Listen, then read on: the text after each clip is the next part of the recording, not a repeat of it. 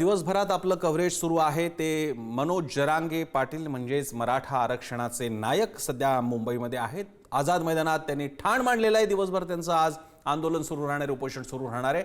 एकच मुद्दा, एकच मागणी, मराठा आरक्षण, ओबीसीतून आरक्षण, सरसकट सगळे सोयऱ्यांना घेऊन आरक्षण, या मागणीवर ते ठाम आहेत आणि त्यांचा निर्धार आहे आरक्षण मिळाल्याशिवाय ते मुंबई सोडणार नाही। आणि याविषयी सर्व वार्तांकन तर आपण पाहत आहातच, त्याशिवाय आपण या क्षेत्राशी संबंधित ज्या व्यक्ती आहेत, संघटना आहेत, त्यांच्या प्रतिनिधींशी सुद्धा चर्चा करतोय, कायदेतज्ञापासून ते सामाजिक चळवळीतल्या कार्यकर्त्यांपर्यंत। आपल्यासोबत आता आहेत हरिभाऊ राठोड, माजी खासदार आहेत आणि संविधानिक प्रक्रियेचे अभ्यासक आहेत। आरक्षण हाही त्यांच्या अभ्यासाचा विषय आहे।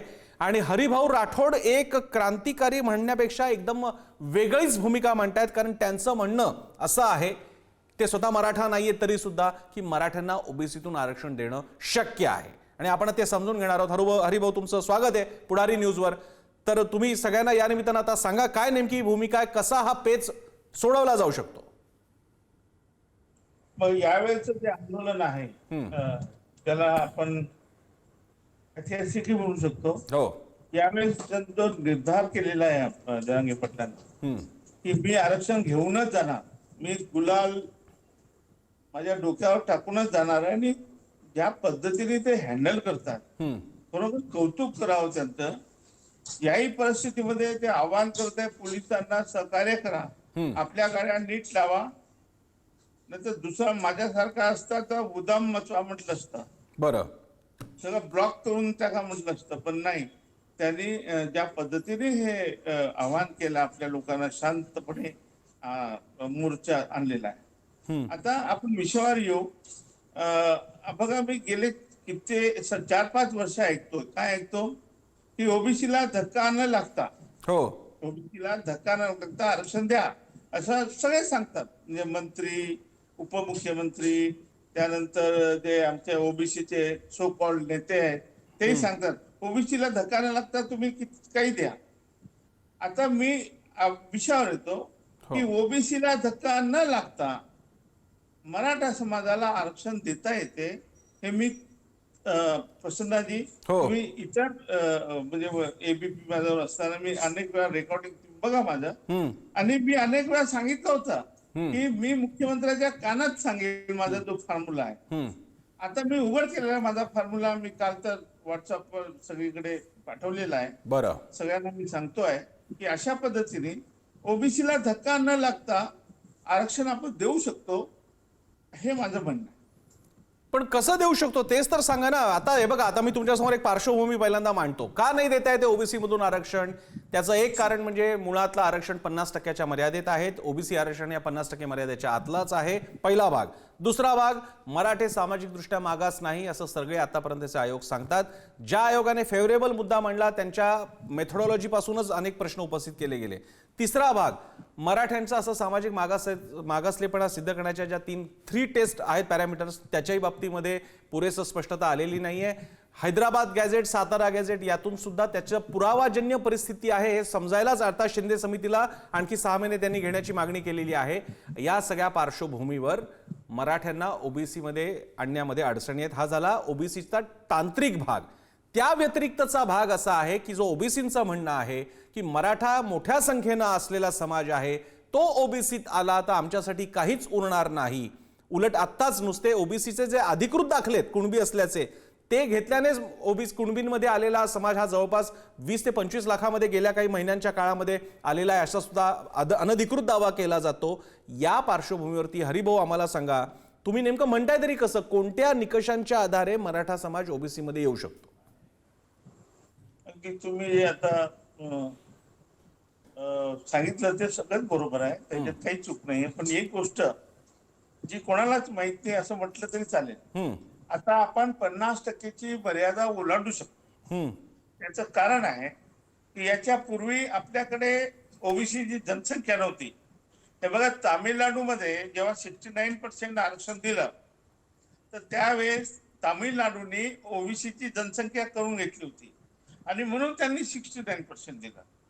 आता तुम्हाला माहिती आहे की सुप्रीम कोर्टाच्या निकालाप्रमाणे आपण बांटी आयोग नेमला होता, आणि त्यांनी ओबीसीची जनसंख्या केलेली आहे। महाराष्ट्रामध्ये ही जनसंख्या आता अलीकडेच या स्थानिक स्वराज्य संस्थेच्या निवडणुकीच्या निमित्ताने हे बांटे आयोग सुद्धा आपल्या त्याची जनसंख्या आणि त्याचा रिपोर्ट सर्वोच्च न्यायालयात सादर केला गेला आणि सर्वोच्च न्यायालयाने त्याला मान्यता दिली आणि सर्वोच्च न्यायालयाने आता सगळे स्थानिक स्वराज्य संस्थेच्या निवडणुका थांबल्या होत्या, त्या निवडणुका करायला परवानगी दिली. कशावरून? तर तुम्ही जनसंख्या केली आहे म्हणून.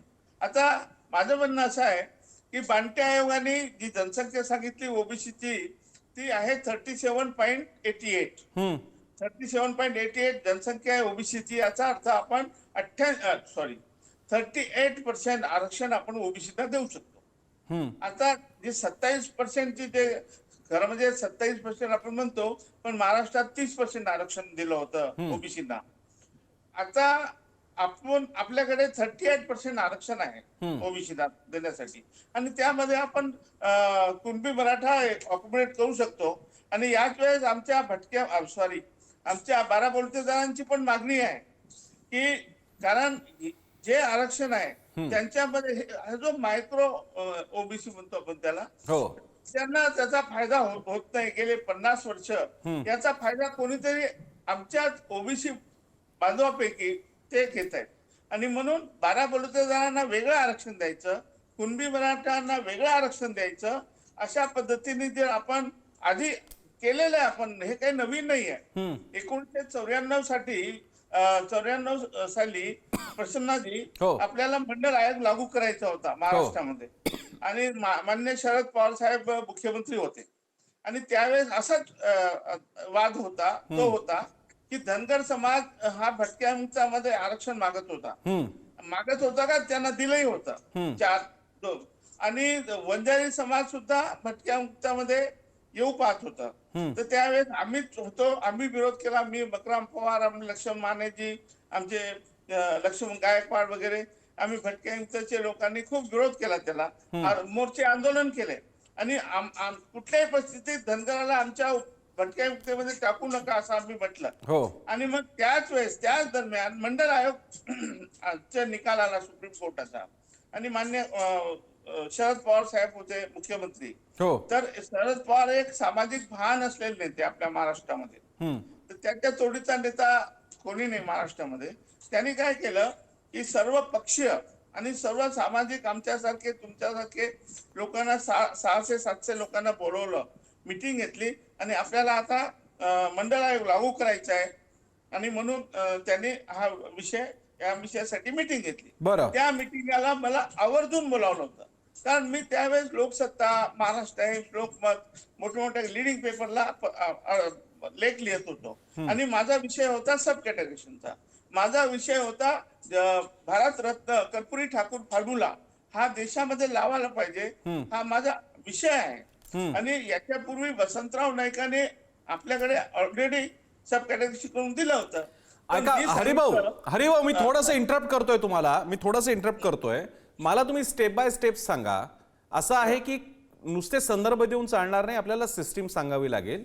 सध्याची सिस्टीम अशी आहे की पहिल्यांदा 3 चाचण्या पद्धतीनुसार मराठा समाजाचं सामाजिक मागास सिद्ध करणं, रिप्रेझेंटेशन त्यांचं कमी आहे हे सिद्ध करणं, जे सगळ्यात मोठं कठीण काम आहे. कारण महाराष्ट्रातले आतापर्यंतचे सर्वाधिक मुख्यमंत्री मराठा, आमदार खासदारांची संख्या मराठा, आर्थिकदृष्ट्या महत्त्वाची केंद्र असलेल्या मराठा, शैक्षणिक संस्था त्यामुळे सामाजिक क्षेत्रात मागास म्हणजे काय तर विविध प्रकारच्या ज्या श्रेणी आहेत त्याच्यामध्ये रिप्रेझेंटेशन प्रतिनिधित्व कमी पडतंय. उदाहरणार्थ कोल्हाटी समाज आपण आपला घेऊयात.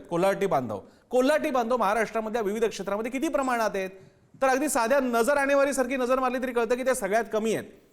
ही जी पद्धत असते आणि मी खूप ढोबळ सांगितली, सायंटिफिक पद्धत अधिक काटेकोर असते, त्या दृष्टीने रिप्रेझेंटेशन कमी पडतं आहे का. माझा तुम्हाला पहिला सवाल आहे की 3 टेस्टमध्ये मराठा समाज कसा पास होईल. दुसरा मुद्दा, ते झाल्यानंतर ओबीसी मध्ये समावेश झाल्यानंतर ओबीसीची जी भीती आहे, एकदा ओबीसी झाला की ओबीसी मग काही वेगळं नसतं, इंटरनल कॅटेगरायझेशन नसतं, त्याची मध्ये चर्चा होती पण ते नाही करतायत. अशा वेळी मराठा समाज आला तर ओबीसीचं सगळं आरक्षण या समाजाच्या संख्येमुळे संपून जाईल त्या वर्गाअंतर्गत. या 2 अडचणींसाठी तुमच्याकडे काय उपाय आहे. नाही, आपण त्याच्या खूप पुढे गेलो प्रसन्नाजी. तुम्ही जे सांगितलं ना हा कोल्हाटी समाज वगैरे, आणि म्हणून त्याच्यासाठीच तर वेगळं आरक्षण द्यायला पाहिजे, त्यासाठीच सब कॅटेगरीशन आहे.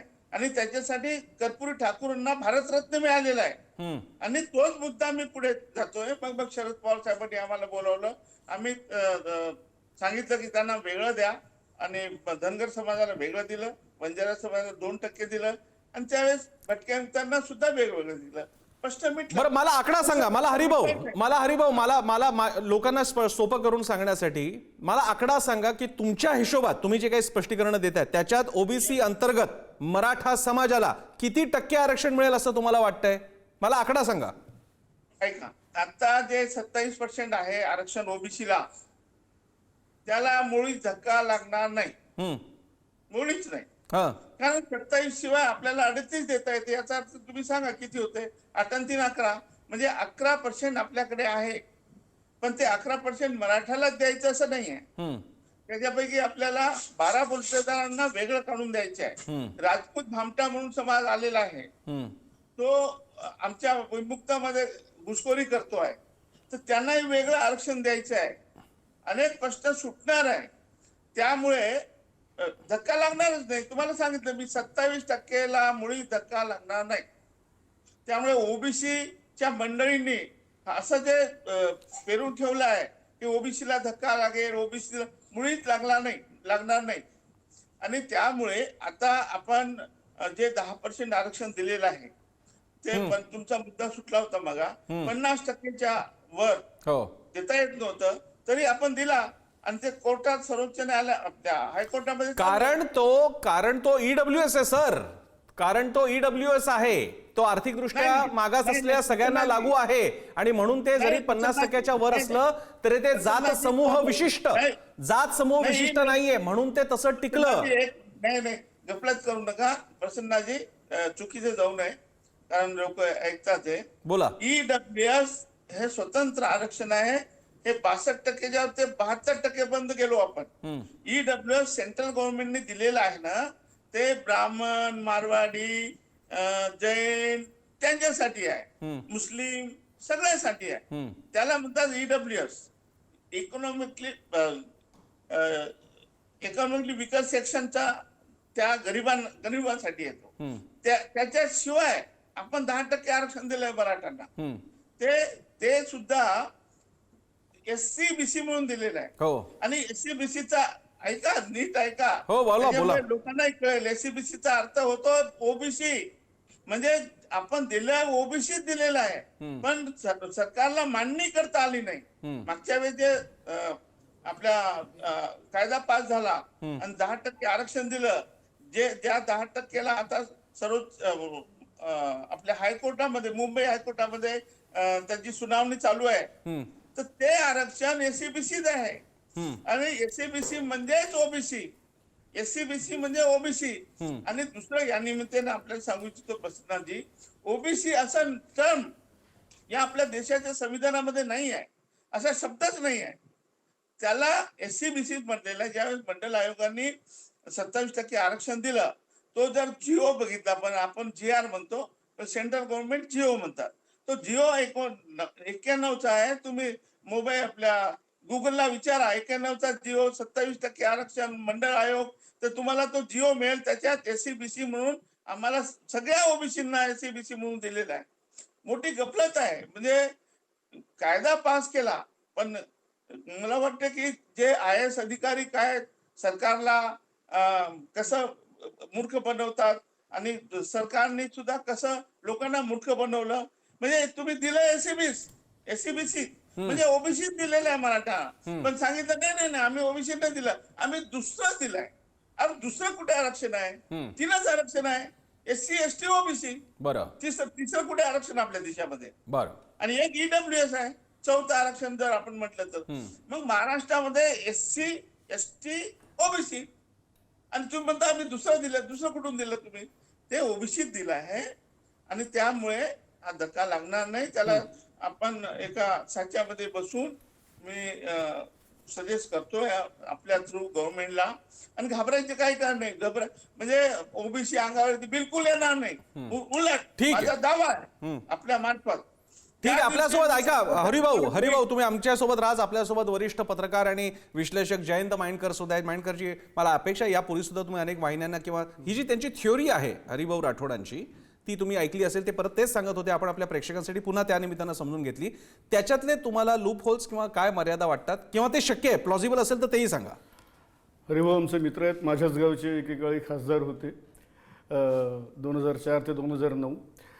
हरिभाऊंनी आता जे काही अनालिसिस सांगितलं, 4 कॅटेगरीज आहेत रिझर्वेशनच्या, मान्य आहे.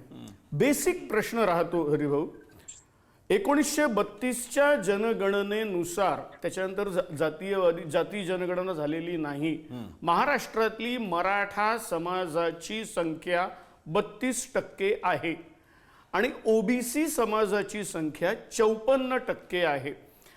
32 अधिक 54 टोटल होते 86%. रिझर्वेशनचा हरिभाऊ नियम असा आहे की जेवढी तुमची जातीची संख्या असेल त्याच्या निम्मे तुम्हाला रिझर्वेशन मिळतं. म्हणजे हे रिझर्वेशन 43% झालं पाहिजे केवळ ओबीसी आणि मराठा मिळून. होत आहे काय, जी डिमांड होते आहे 54% ओबीसीमध्ये जर का 32% मराठा आणले तर उरलेल्या सध्या 27% नोकऱ्यांच्या मध्ये 86% पॉप्युलेशनला कसं ऍडजस्ट करणार. याचा अर्थ आपण कितीही म्हणालात आत्ता की ओबीसी काही रागवणार नाही, ते चिडणार नाहीत, कोणाच्या तरी तोंडचा मिळणारा थोडासा का होईना घास काढल्या जाईल आणि त्याच्यानंतरच तो 32% मराठा समाजाला मिळेल, ही वस्तुस्थिती. माझा दुसरा अगदी बेसिक प्रश्न असा आहे की मराठा सामाजिक दृष्ट्या मागासलेले आहेत, हे सिद्ध करावं लागेल. आर्थिक दृष्ट्या असू शकतील, शैक्षणिक दृष्ट्या असू शकतील, एवढा मोठा समाज आहे, पण सामाजिक दृष्ट्या मराठा समाज हा मागासलेला नाही. हे अगदी सुप्रीम कोर्टापर्यंत, म्हणजे त्यांना तुम्ही ओबीसी कसं म्हणू शकता. स्वतः मराठा समाजातले अनेक नेते असे आहेत की जे म्हणतात आम्ही बॅकवर्ड नाही आहे, फायनान्शियली काही प्रॉब्लेम्स असतील, शैक्षणिक दृष्ट्या काही प्रॉब्लेम्स असतील, पण बॅकवर्ड आहोत का, तर ते नाही. हा जो दुसरा प्रश्न आहे, बेसिक अगदी सर्वात प्रश्न, की ओबीसीची आणि मराठ्यांची टोटल करा 86% ऑफ द पॉप्युलेशन, तर तुम्हाला 43% महाराष्ट्रात केलं पाहिजे. 50% रिझर्वेशनची मर्यादा केव्हाच सोडली पाहिजे. 27% मध्ये तुम्ही 86% कसे आणाल सांगा हरिभाऊ. सांगा हरिभाऊ सांगा. माइंडकरजी, फार चांगला मला मुद्दा तुम्ही दिला आणखी म्हणजे माझ्या फेवरेबल. तुम्ही सांगितलं 54% मंडल आयोगाप्रमाणे आहे आणि 32% त्या आता मराठाची जनगणना झालेली आहे. एकूण 86%. याचा अर्थ 43% आरक्षण आपण देऊ शकतो. मी तर 38%च गणित सांगितलं. आणि माइंडकरजी तुमच्या ह्याच्याप्रमाणे आम्ही ओबीसीला 43% आरक्षण देऊ शकतो, म्हणजे आणखी आम्ही अकोमोडेट करू शकतो. मग धक्का लागण्याचा प्रश्नच नाही. आणि त्यामुळे, आणि तुम्ही ते मागासवर्गीय वगैरे सांगताय ना, त्याच्या पुढे आपण गेलो. कारण काय, राज्य मागासवर्गीयांनी एकदा ठरवलं ना तर दॅट इज द अथॉरिटी. त्याच्या पलीकडे कोर्ट सुद्धा खरं म्हणजे देऊ शकत नाही. कोर्टाचा देतात ते वेगळी गोष्ट आहे. म्हणजे कोर्टात म्हणजे मागासवर्गीय आयोगाला पूर्ण अधिकार आहे. त्यांनी सर्वे केलेला आहे, त्यांनी सगळ्या गोष्टी तपासल्या आहेत. आणि कोणतरी 2 जज बसणार आणि ते निर्णय घेणार आणि ते म्हणणार की हे बरोबर नाही, ते बरोबर नाही. तर त्यामुळे ठीक आहे, मी सन्मान करतो आपल्या सर्वोच्च न्यायालयाचा, पण काही गोष्टी ठरलेल्या असतात, काही गोष्टी त्याचे अधिकार त्यांना मिळतात. आयोगाला जे अधिकार आहे संविधानाप्रमाणे आयोगाला अधिकार आहे. त्यामुळे आयोगाने मागासवर्ग ठरवलेला आहे आणि आपण खूप पुढे गेलो. 10% आरक्षण कायदा पण झालेला आहे, लागू पण झालेला आहे. परंतु आता ते नको आहे त्यांना, आपल्या जरांगे पाटलांना ते आरक्षण नको आहे, त्यांना ओबीसी मधून पाहिजे. तर आपण ओबीसी मध्ये अकोमोडेट करून घेऊ त्यांना, जेणेकरून महाराष्ट्राचा हा जटिल प्रश्न सुटेल आणि ते गुलाल उधळूनच जातील. माझा दावा आहे की यावेळेस ते गुलाल उधळूनच जातील. तर माझा सल्ला सरकारने घेतला तर, नाहीतर काय खरं. बोला जयंत माइंडकर. त्यावर शेवटी तुमचे जुने ते मित्रच आहेत देवेंद्र फडणवीस. तुम्ही त्यांच्या पक्षातही होतात, त्यांच्या पक्षाचे खासदार म्हणून निवडून आलेला होतात.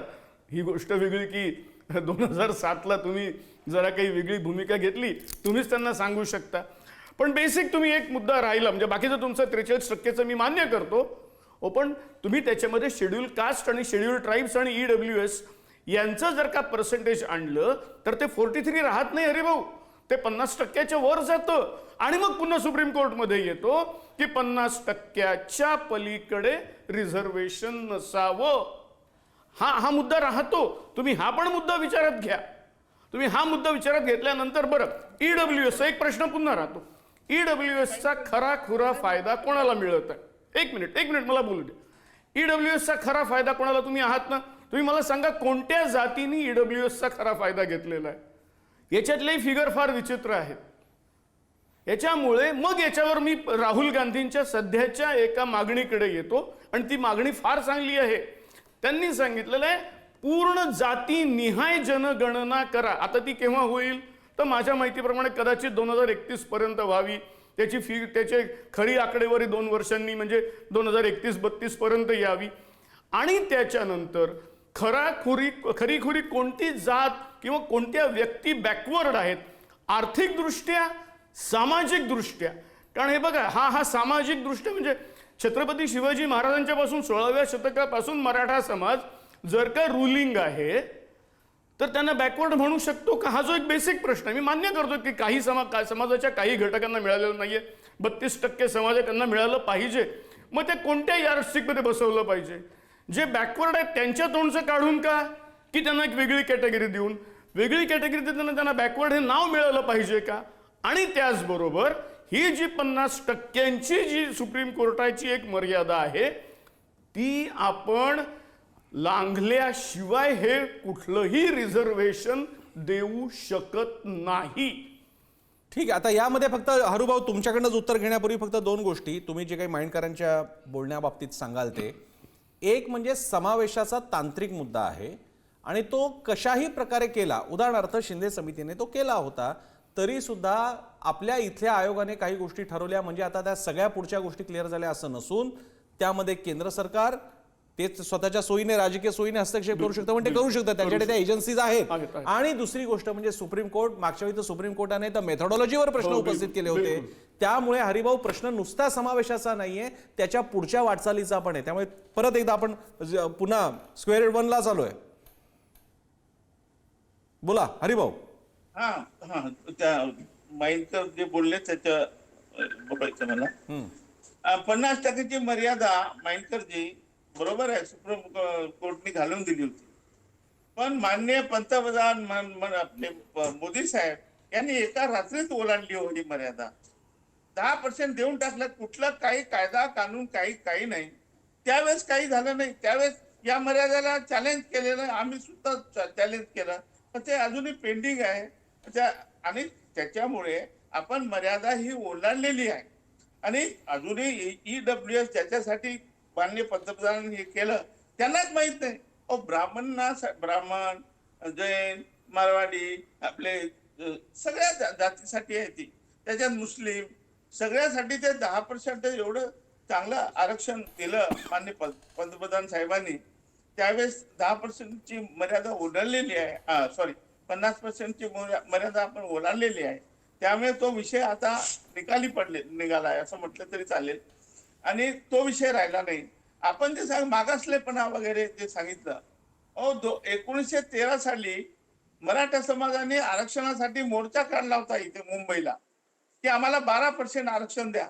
त्यावेळेस ते म्हणाले होते आम्ही 12% आहोत. त्यावेळेस टिळकांनी म्हणजे खरं म्हणजे सांगून नाही पण सांगायला काय हरकत नाही त्यांनी विरोध पण केला होता. त्या कुणब्यांना काय तिथे काय नागरवकर हाकलायचं आहे का विधान लोकसभेमध्ये वगैरे याचं.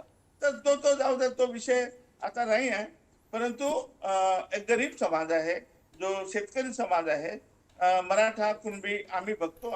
हे काही सगळे श्रीमंत सगळे मंत्री खासदार झाले म्हणजे काही सगळे होत नाही. ठीक आहे. खूप मोठा समाज आहे आपल्या महाराष्ट्रामध्ये. ठीक आहे. मला आपण आत्ताचा हा सेशन संपवण्यापूर्वी कारण आपण सगळ्यांशीच बोलतोय मग अशी आपण बुलास बापटांशी बोलू. आता हरिभाऊ राठोड त्याच्या आधी आपण पुढे बहुधा मी चुकत नसेल तर बाळासाहेब सराडे सुद्धा काही वेळात असतील आपल्याकडे. या त्यांच्या एकूण विश्लेषणाबद्दल शेवटची समप माइंडकर. एक आहे तुम्ही जे 10% सांगितलं ना ते मी जातीमध्ये इन्क्लूड नाही करू शकत. हे बघा, जातीवादी कास्ट बेस्ड रिझर्वेशन आणि इकॉनॉमिक बेस्ड रिझर्वेशन याच्यामध्ये मी बेसिक फरक करतो. त्याच्यामुळे मी ते मान्य करत नाही. तेच नरेंद्र मोदींनी एका रात्रीत दिलं तुम्ही म्हणता, मला असं वाटतं मी त्याची इथे कंपॅरिझन करू शकत नाही. इथे कास्ट बेस्ड रिझर्वेशनच पाहिजे आणि स्पेशली फक्त मराठा कम्युनिटीला. मराठा कुणबी हा वाद नाही, दोन्हीही एकच आहेत, फाटे फोडायचे नाही. आणि जर मराठा समाजाची संख्या 32% असेल तर त्यांना 16% मिळतं का? आणि ते कोणाच्या तरी तोंडचं ओबीसींच्या ताटातलं नाही, हा बेसिक प्रश्न हरिभाऊ माझ्या दृष्टीने कायम राहतो. तर अशा प्रकारे हे सत्र आपलं झालेलं आहे, ज्यामध्ये आपण बोललेलो आहोत. हरिभाऊ राठोड काय विश्लेषण सांगत होते.